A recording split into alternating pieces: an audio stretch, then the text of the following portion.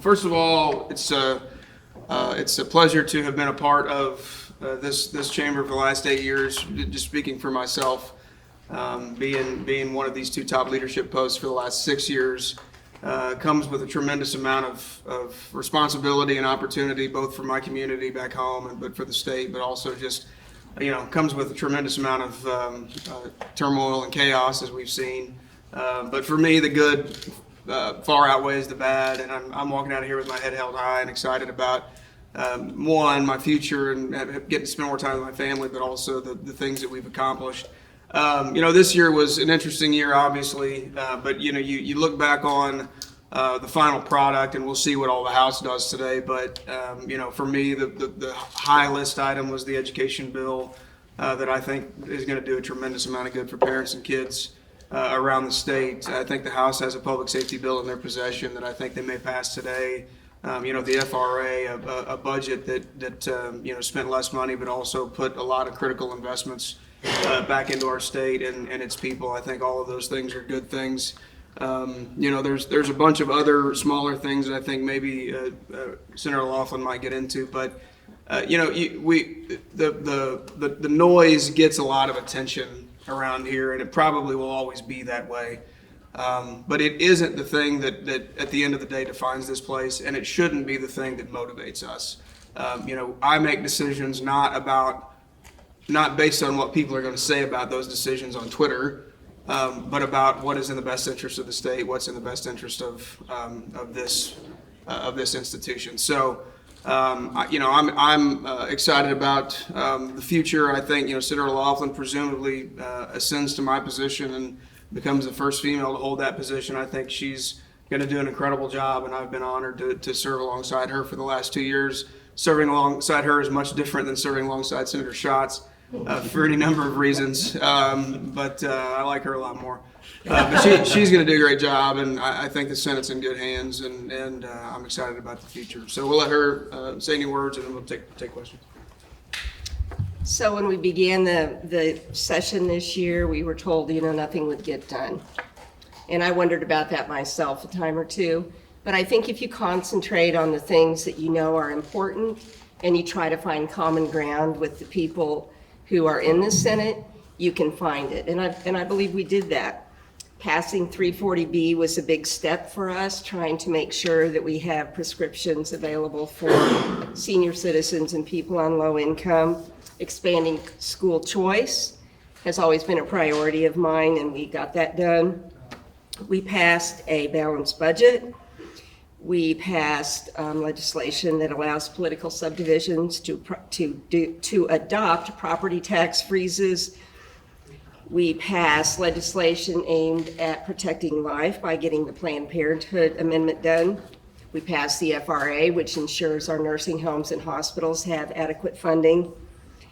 And we also pushed legislation forward that addresses the issue of veteran suicide. So actually, I think that we had a pretty good year. I like all of my colleagues. They are all very bright, difficult to handle sometimes, but they all kind of want the same thing. It's just that some people want to take a different path to get it.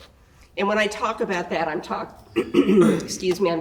about Democrats as well as Republicans. Without our friends across the aisle, we couldn't get done the things that we get done. I mean, if they wanted to, and sometimes they do, as you saw this last week, they can stand up for a darn long time. But in general, you can sit down with them, and we all kind of want to get to the same goal. It's just, how do we get there? But my theory is, if you treat people with respect, you're willing to listen to them, and you're willing to work with them, that you can get done the things you need to get done. And I think it worked. Questions? We heard about IP and Speaker Blocker is placing blame on the Senate for not doing the work. Can you just kind of talk about how, and especially what you put on Twitter this morning, your statement, as the Senate or as the House looks over here and points fingers at you guys for abortion possibly being legal in the state again? Well, I'd say a couple of things. One, they have the bill in their possession, and they are perfectly capable of picking it up and passing it anytime they want. I think I got things texted to me about what was said in their press conference. And I have a tremendous amount of respect for Speaker Blocker and Floor Leader Patterson. I think, they're good guys. They're just wrong on this one. They have the bill. They can pick the bill up and pass it if they want.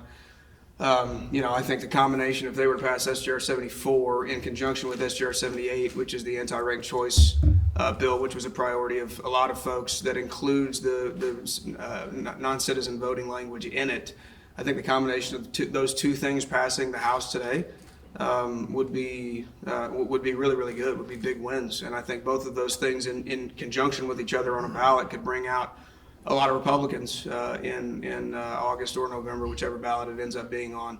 Also, it's important to note that when Speaker Plocker's chief of staff was the Speaker of the House, he rejected numerous bills from the Senate. We have that on good authority and on good record. So he also was walking around the building yesterday saying he was going to reject our message if we sent it to him. So I think the notion that we're doing anything out of bounds here or unacceptable, Speaker, the former Speaker may have lost the fastball and missed this one, but he's done this a few times. So don't need to look much further than that staff to figure out where the idea came from. So if SJR 74 doesn't pass, then who's taking the blame? Well, I mean, look, we put the thing on the Senate floor for 50 hours. There's only one way out of a 50-hour filibuster. And we didn't have the people who wanted to take that way out. I think I think there's a number of different ways to look at this. I'm not entirely convinced, and I've said this before in front of you guys. I'm not entirely convinced that if IP reform was on the August ballot, that a court wouldn't. Certainly, the abortion IP and any other IP that's on the November ballot is going to say, "Hey, we started under the old process, and we should get to finish under the old process." I think that's as likely of happening as not. So the notion that IP reform being on the ballots, the magic bullet to make sure that the abortion IP doesn't pass is ridiculous. It's going to take Republicans and conservatives and folks who disagreed on IP, folks who disagreed on any number of things to get out to the ballot and vote against that thing in November if they want it to fail. There was like a lot of energy and expectation that Republicans in the House and Senate would pass something with IP. We still can. They still can, but if they don't, what does it say about Republican leadership that they couldn't get this done? Well, I mean, look, it was a stated priority of many of ours. It was, I think, the notion that it was the universal number one priority and the thing that all of us were the most passionate about. And I can't speak for everybody. I'm just speaking for folks that I've spoken to. I think is a bit of a misnomer. It's hard to get stuff done over here. That's just the nature of the beast. If I could have waved a magic wand and made my 9 Democrat friends sit down and the thing get to a vote, we would have done that. I'm proud of, and this is just me, and I don't speak for anybody behind me, I'm proud of the fact that in my 6 years of leadership, I never voted for a PQ. I was never a part of a PQ. And the one PQ that happened in that 6 years, I didn't vote for, and it went and died in the House.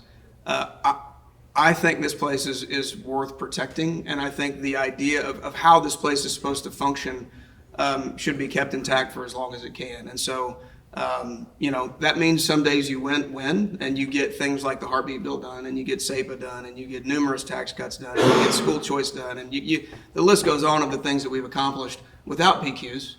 But every once in a while you lose, and that's the way it is. Would IP have been?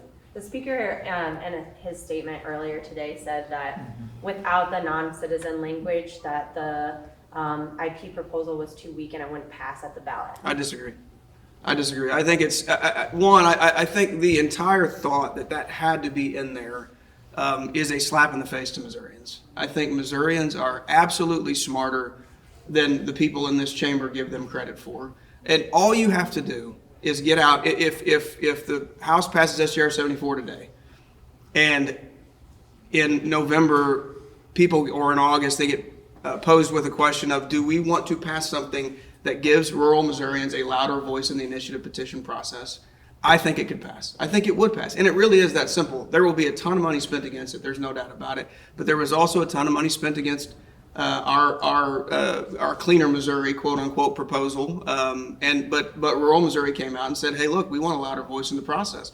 So the notion that we have to and I also want to say one other thing, the non-citizen thing, the language in SJR 74 doesn't even apply to local elections. It only applies to statewide elections. So the notion that somehow passing SJR 74 would keep St. Louis from allowing illegals to vote is false on its face and very easily just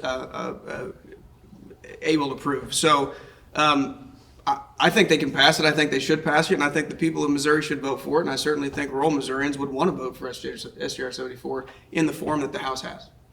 Do you believe that in the future, the Senate is more or less likely to see the kind of approach to the session that the Freedom Caucus took? We'll see. I don't know the answer to the question. I mean, I think, I hope, there's ways to, like I said, there's ways to get things done in a respectful way. I think if we learned anything this year, we really learned that just trying to bully your way into the middle of something just doesn't always work. I literally am walking out of here as a guy that has basically accomplished everything I wanted to accomplish, and I did it in a way that was respectful and collegial, and I try to do my very best to help folks that disagreed with me on certain issues, both on my side of the aisle and the other. So you can have relationships, you can disagree respectfully, and you can understand that on most days, you're not going to get 100% of what you want. The education bill this year was a great example. There's a bunch of stuff in there that if I could have not had in there to get it done, I would have gotten it done. So look, I don't know what the Senate's going to look like in the future. I hope that the folks who run this place and the folks who make up the chamber respect the institution. The institution is important. Respect the people who make up the institution, because the House is always going to be the House, and their rules are different, and our rules are different, and we should be different. Well, let me ask last question. I asked earlier in the session, and I'd like to ask again. Which group, in your observation, presented a bigger obstacle to advancing a conservative agenda this session? The Democrats or the Freedom Caucus? Depended on the day. I mean, I think there were. I think in a best case scenario, we didn't take up 2 weeks of time early in session to try to basically take Senator Laughlin's job from her. In a best case scenario, we didn't spend 41 hours last week trying to stand in the way of something that was always going to pass and that ultimately did pass. But in a best case scenario, the Democrats wouldn't have stood up for 50 hours on a priority of ours, right? So it depends on the day. It depends on the context. I wake up every day. I've woke up every day for the last 6 years in either one of these two leadership spots, knowing I'm going to lose as much as I win, and that's just the way it is. But if you can find, and this is my challenge to all of the people who will come after me, if you can find successes, identify successes, work towards successes, and not just throw out a shotgun and ask somebody else to do your work for you, you can accomplish a heck of a lot of stuff here. So, I'm hopeful for the future of the Senate. You're going to get a bunch of new folks.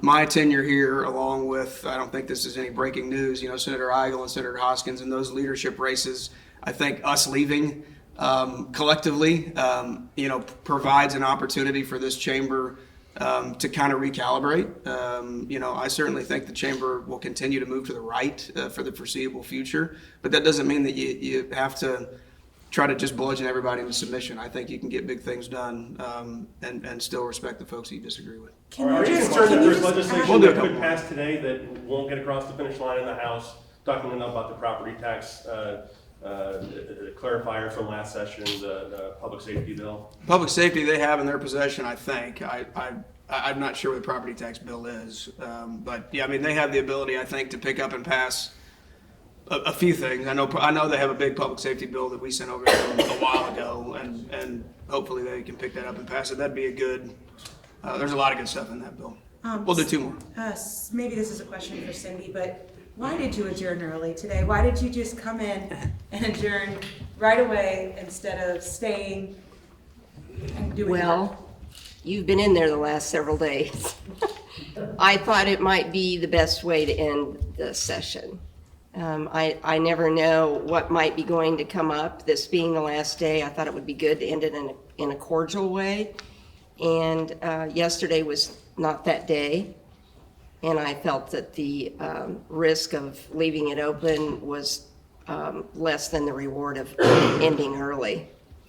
And as you notice, everyone hugged each other. Bill and I hugged each other. I don't know if he's up here, but Love you, Cindy. love you, Bill. I actually do like him. We just disagree sometimes. Thank you. Awesome. I was gonna say, Searpoy, would you take a question about why you filed that amendment yesterday? I just filed it because Mike, thank you. at some point, you just reach a point that you just want to respond in some way. And other than being humorous or demeaning, I thought it was factual. And it's been in every newspaper of the state, actually.